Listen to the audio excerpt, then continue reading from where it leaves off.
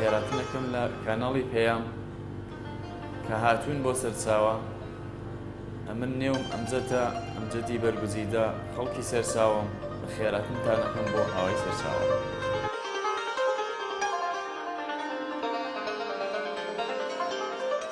ئەم شیرەمان کوڵاندووە و ساردمان کردوەتەوە هێنامانە کردمانەتە نێوان مەغزەنەوە هەتاکو 20 دقە نیم سەعاتەیەک دروستە بێت تا دوایەوە ئایساین بە 1 ساڵەکانە تا دوای 10 دقە 20 دقەیە گەیین بە مشتریەکان.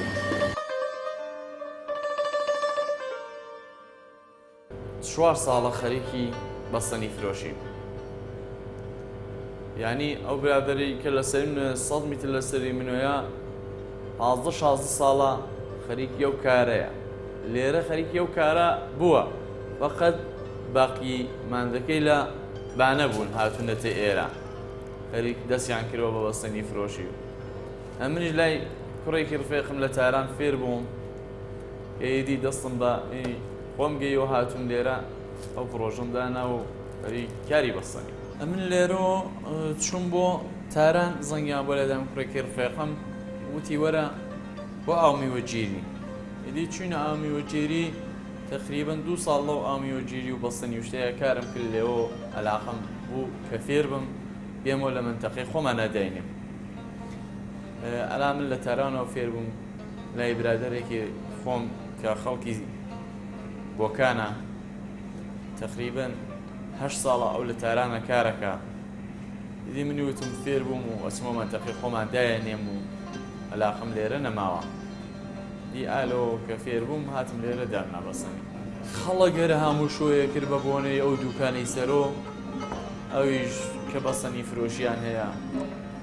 منی بە بۆنەی ئەوە کە وتم ئێرە شلوخە و نسمە ناوشار هاتمە ئێرە لێرە دارنا.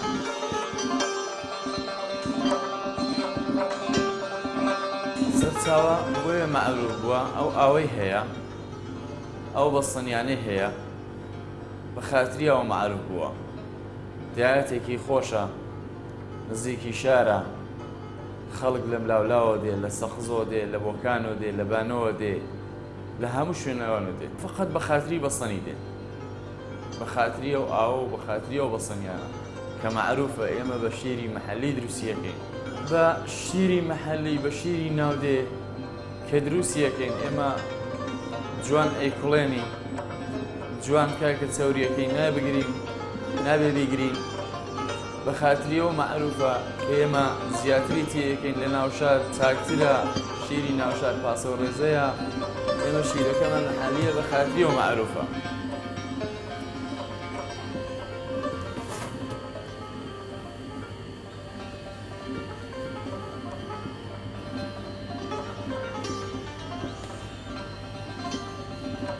بێجگەل لە مەسرەفی خانەوار هەمانە بۆ دوکانەکانی شوێنێرین ماشێنی پەخشمانەیە، بۆ دیاتەکان یێنێرین، بۆ ناوشار یێنێرین، بە سەخزە بۆکانە بانەیە، بۆ ئەوانەی ئەنێرین. ئێمە بێداشتمان بەسەرەوەیە، یانی لە شەمبە و سێشەمبە و پێنجشەمبە بێداشتی لێیە کە بزانێ بیبە ئازمایشتی کە بیبە نمونەبەرداری لێ بکە توانێ جائێنی معلومە بێ کە بزانێ بەستنیە بە کەڵک دێ بە کەڵک نایە.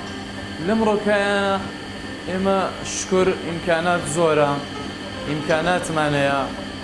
ئینشەڵڵا لە هیچ کوێیەکی ئێرانیش بەستنی خراپ نابێ، هیچ شتێکمان خراپ نابێ. بێداشە لان لە هەموو شوێنێک هەیە، هەموو شوێنێک بێداشتی بەسەرەوەیە، خراپ نییە بەستنیە لاان لە بۆکەیە بێداشتی بەسەرۆبێ خراپ نییە.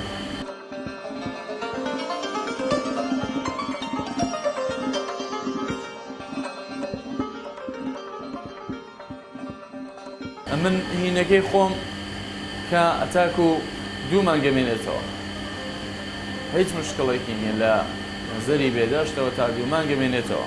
لە فەسڵی جستانە ئێمە تەحتیلین هەتا دەشەیە بە بەهار دەستەکەینەوە بە هەواخۆشی و ئەوانە دەستەکەینەوە بەکار.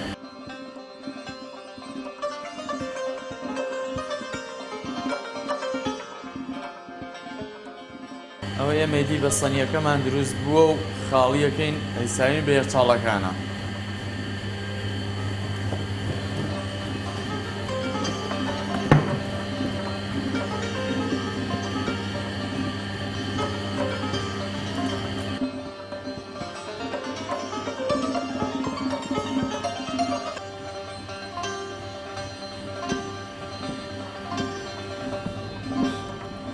ئەلانەکونەیەدی بەستەنیەکەمان ئامادەیە ئیساین بە یەخچاڵەکانە بۆ مشتری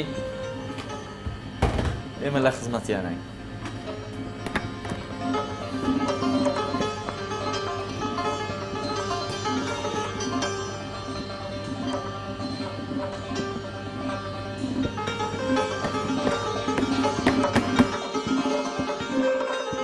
بۆیە ئەیساوین ئابەمەوە ئێمە جوان دەستمان تیکەوێ بۆ لێکردنەوە شتەکەی بم قەراغانەوە نەبێ بۆ لێکردنەوە ناوێ.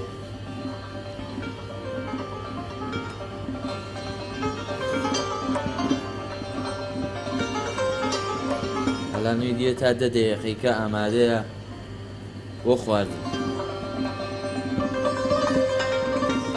دوودانە کوڕی مامۆستای ئاوایی سەرچاوە هەر لای خۆ من 2 ساڵە کارم لەگەڵا ئەکەن. برایەکم هەیە کارم لەگەڵا ئەکا ئەو 24 ساعاتەکە ئێمە تا ساعتی 2 شەو ئێمە کارەکەین 2 شیفتە. من چەند نەفەرم وا بەیسە کردووە بە خۆمەوە کە کارەکەن بۆم. پێشم خۆشە دوکانی کە دابرێ 2 نەفەریکە پێوە خەریکە بێ 2 نەفەریکە کارەکە لە لای دەبێ ئیلاقی لەسەر ئەو کارە بێ دەبێت زێهنی یا کە فێر بێ. ئەلان براکەم کە زێهنەیاتە ئەو شتە فێر بووە.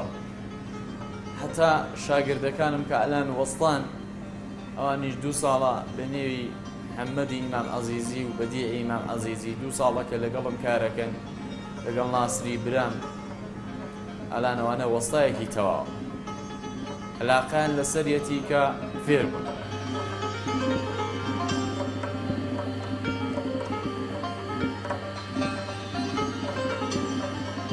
ئێمە تقریباً سعاتی 7 بەیانی هەڵەسین دەست بەکارە بین تا سعاتی 4 شەو تا 5 بەیانی ئاوە کارەکەین. لە 24 ساعت تا 4 ساعت 3 ساعت ئیسراحەتمانەیە.